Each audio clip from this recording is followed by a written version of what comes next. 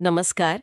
आजकल ना कुछ धार्मिक गुरुओं के बयानों ने काफी हलचल मचा दी है। हाँ, बिल्कुल। जैसे प्रेमानंद महाराज जी हैं, हुँ, अनिरुद्धाचार्य जी, हुँ, इनके जैसे जो जाने माने नाम हैं, उन्होंने आजकल के रिश्तों पर, मतलब हुँ, ये girlfriend boyfriend culture, live in relationships हुँ, और युवाओं के मतलब तौर तरीकों पर, पहनावे पर हुँ, कुछ बातें कही हैं। सही। और इन बातों पर ना समाज में एक बड़ी बहस छिड़ गई है। हाँ, ये तो है।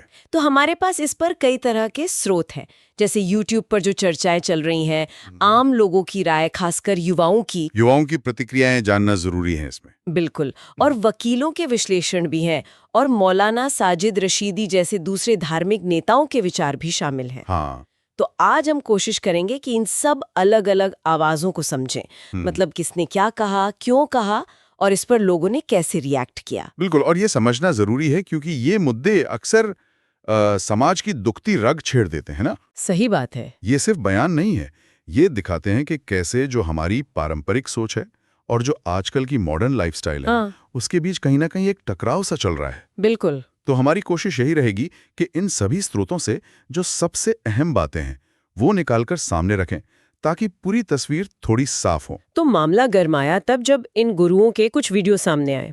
जैसे प्रेमानंद महाराज जी का एक बयान था, उसमें रिश्तों में स्थिरता और मल्टीपल पार्टनर्स वाली जो प्रवृत्ति है, हाँ, उस पर चिंता जताई थी उन्होंने। हाँ, उस पर चिंता जताई थी, जिसका असर मतलब पुरुषों और महिलाओं दोनों पर पड़ सकता है। हम्म, और वैसे ही अनिरुद्धाचार्य जी की भी कुछ टिप्पणियां थीं, जिन्हें युवाओं के व्यवहार और पहनावे से जोड़कर देखा गया। हाँ, वो भी काफी वायरल हुई। बिल्कुल।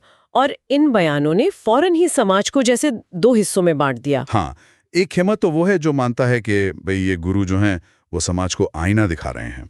अच्छा। उनके हिसाब से उनका तर्क ये है कि ये जो हमारे पुराने मूल्य हैं, परंपराएं हैं, उनको बचा रहे हैं क्योंकि आजकल पश्चिमी संस्कृति का, आधुनिकता का असर बहुत बढ़ गया है। हाँ, ये बात तो है। तो वो कह रहे हैं कि ये लिव इन वगैरह जो है, ये भारतीय समाज के लिए ठीक नहीं है। हम्म। उनका एक मेन पॉइंट ये भी था कि जब लोगों को, चाहे वो मर्द हो या औरत, कई लोगों के साथ रिश्ते बनाने की आदत पड़ जाती है, अच्छा। तो फिर किसी एक इंसान के साथ टिक कर, संतुष्ट होकर रिश्ता निभाना मुश्किल हो जाता है। हम्म। और इसी तरह की चिंताएं वो मौलाना साजिद रशीदी ने भी जाहिर की, खासकर लिव इन को लेकर। हाँ, उनका भी जिक्र आया था। उन्होंने इस बात पर भी सवाल उठाया कि लोग रिलेशनशिप में तो रहते हैं पर साथी का बैकग्राउंड वगैरह चेक नहीं करते, हाँ। लेकिन शादी की बात आती है तो फिर कुंडली से लेकर खानदान तक सब खंगालते हैं। ये कैसा दोहरापन है? ये दिलचस्प पॉइंट है। हाँ, और उन्होंने इस्लाम के नजरिए से बालिग होने और शादी की सही उम्र पर भी बात की। हालांकि उन्होंने ये भी जोर दिया कि देश का जो कानून है उसका सम्मान करना चाहिए। लेकिन जहाँ एक तरफ ये पारंपरिक मूल्यों की बात हो रही थी, वहीं दूसरी तरफ इन बयानों पर जबरदस्त नाराजगी भी दिखी, खासकर युवाओं में और कुछ महिलाओं में। हाँ, बिल्कुल, विरोध भी काफी हुआ।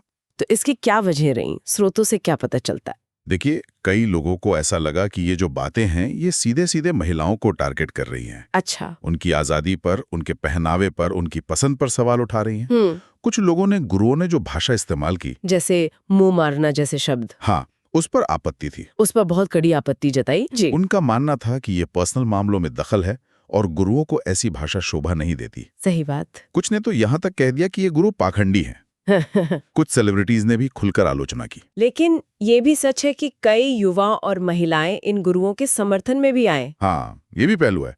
वो कह रहे थे कि गुरु सही मार्गदर्शन दे रहे हैं, समाज की भलाई की बात कर रहे हैं। बिल्कुल। और इस पूरी बहस में फिर वकील भी कूदे, यहाँ तक कि यूपी के मुख्यमंत्री योगी आदित्यनाथ जी जैसे राजनीतिक लोग भी। हाँ, उनका भी बयान आया था। हाँ, और उनमें से ज्यादातर गुरुओं का बचाव करते दिखे और संतों के अपमान पर चिंता जताते हुए। यहाँ एक और दिलचस्प बात सामने आई, वो थी वीडियो क्लिप्स को संदर्भ से हटाकर पेश करना। हाँ, ये बहुत होता है आजकल। ये बात कई स्रोतों में उठी।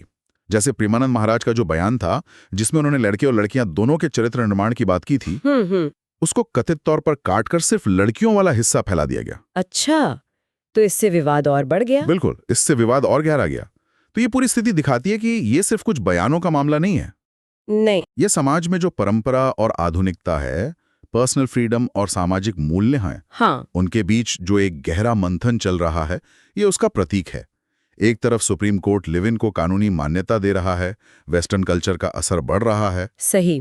तो दूसरी तरफ वो गहरी जड़ें जमाए हुए सामाजिक और धार्मिक मान्यताएं हैं जो इन बदलावों को थोड़ा शक से देखती हैं। तो कुल मिलाकर ये पूरी बहस और जो हमारे स्रोत हैं वो यही दिखाते हैं कि समाज एक तरह के चौराहे पर खड़ा है, बिल्कुल। जहां परंपरा और आधुनिकता, निजी आजादी और सामाजिक कायदे, इनके बीच एक बैलेंस बनाने की बड़ी कोशिश चल रही है। हाँ, एक जद्दोजहद है। ये बहसें उसी जद्दोजहद का हिस्सा है। बिल्कुल। और ये कोई आसान सवाल नहीं है जिनका कोई सीधा साधा जवाब हो, है ना? नहीं, बिल्कुल नहीं। अलग अलग लोगों के लिए इन मूल्यों के मायने भी अलग अलग हैं, और यही चीज हमें इन स्रोतों में भी देखने को मिली। सही कहा।